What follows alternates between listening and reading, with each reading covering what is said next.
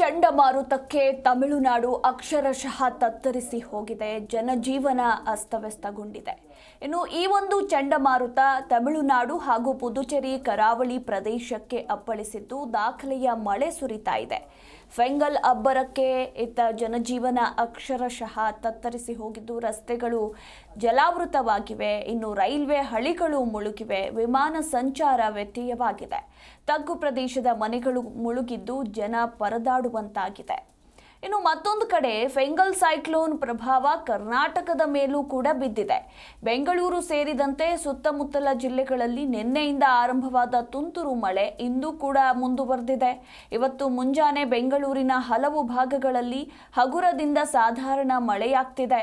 ಇನ್ನು ಮುಂಜಾನೆ ಮಳೆಯಿಂದ ಜನರು ಒಂದು ಕಡೆ ಹೈರಾಣಾಗಿದ್ದಾರೆ. ಅಲ್ಲದೆ ಬೆಂಗಳೂರು ಸೇರಿದಂತೆ ರಾಜ್ಯದಲ್ಲಿ ಇನ್ನೂ 7 ದಿನಗಳ ಕಾಲ ಭಾರೀ ಮಳೆಯಾಗುವ ಸಾಧ್ಯತೆ ಇದೆ ಎಂದು ಹವಾಮಾನ ಇಲಾಖೆ ಹೇಳಿದೆ.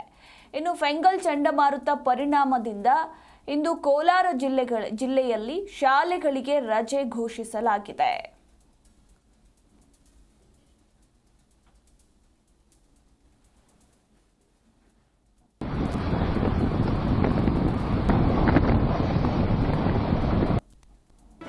ಜಿ ಕನ್ನಡ ನ್ಯೂಸ್ ಈಗ ನಿಮ್ಮ ಮನೆಯಲ್ಲೇ ನೋಡಿ. ಎಲ್ಲ ಕೇಬಲ್ಗಳಲ್ಲಿ ಈಗ ಲಭ್ಯ.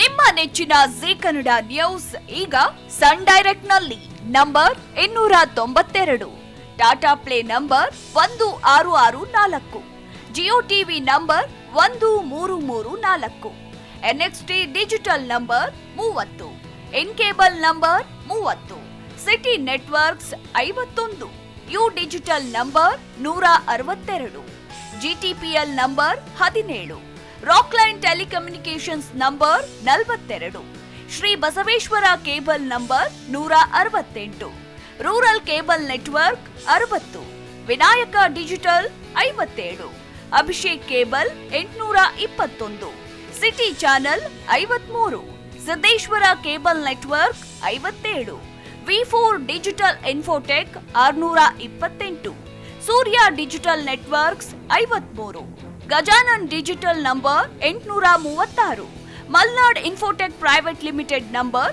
56, Metrocast number 830, Victory digital number 167ರಲ್ಲಿ ನೋಡಿ ಆನಂದಿಸಿ.